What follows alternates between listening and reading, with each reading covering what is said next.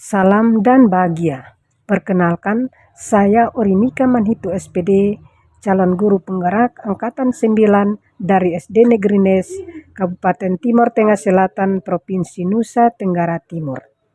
Pada kesempatan kali ini, saya akan memaparkan tentang kesimpulan dan refleksi pemikiran Ki Hajar Dewantara dalam modul 1.1, koneksi antar materi.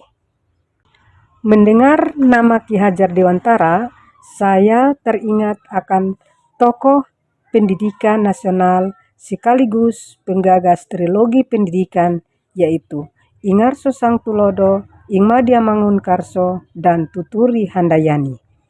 Trilogi pendidikan erat kaitannya dengan pendidikan dan pengajaran.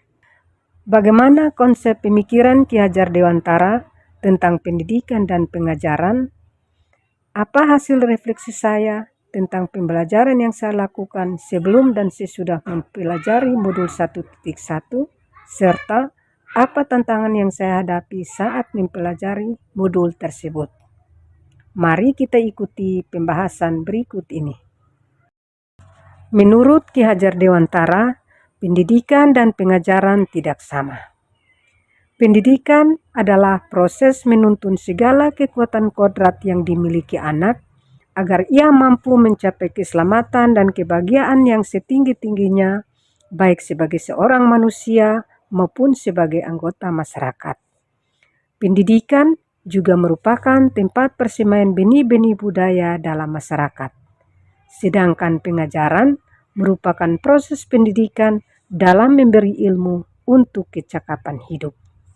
Pendidikan dan pengajaran merupakan usaha persiapan untuk segala kepentingan hidup manusia, baik dalam hidup bermasyarakat maupun hidup berbudaya.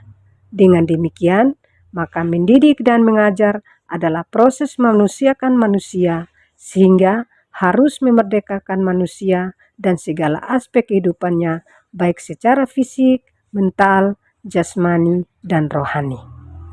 Berdasarkan definisi di atas, maka pengajaran dan pendidikan itu tidak sama, tetapi pengajaran merupakan bagian dari pendidikan.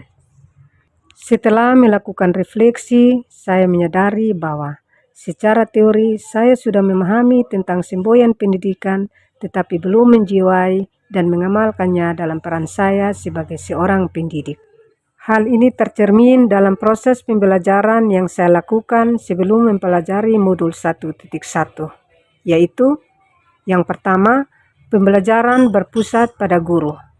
Yang kedua, murid sebagai objek pembelajaran. Dan yang ketiga, lebih mengutamakan ketuntasan materi daripada memahami karakter siswa.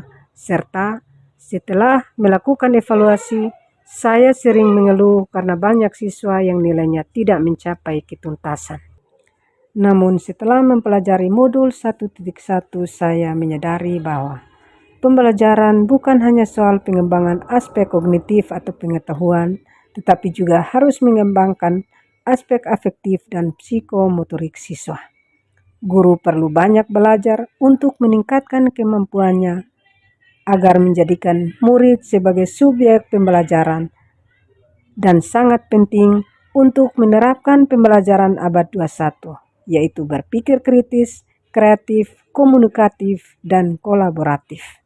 Berdasarkan hasil refleksi di atas, maka rencana tindak lanjut penerapan dalam pembelajaran di kelas antara lain sebagai berikut. Yang pertama, merancang dan melaksanakan pembelajaran berdiferensiasi agar pembelajaran sesuai kodrat anak. Yang kedua, menerapkan pembelajaran abad 21 untuk meningkatkan kemampuan siswa dalam berpikir kritis, kreatif, komunikatif, dan kolaboratif, serta menjalin komunikasi yang baik dengan siswa dan orang tua siswa untuk mengenal latar belakang dan karakter siswa. Tantangan yang saya hadapi saat mempelajari modul 1.1 adalah saya belum bisa memanage waktu dengan baik, sehingga saya sering mengirimkan jawaban pada menit-menit terakhir batas waktu penyelesaian tugas.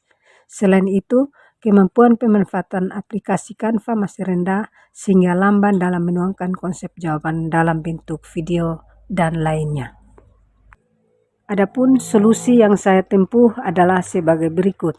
Yang pertama, membuat jadwal khusus untuk mengerjakan tugas sesuai jadwal yang ditetapkan. Yang kedua, tidak menunda-nunda pekerjaan yang telah direncanakan. Dan yang ketiga, berkolaborasi dan berkomunikasi dengan fasilitator, pengajar praktik, dan teman-teman kelompok untuk membahas kesulitan yang ditemui dan berbagi ilmu untuk menyelesaikan tugas yang ada. Demikian paparan materi kita kali ini. Semoga bermanfaat. Salam dan bahagia.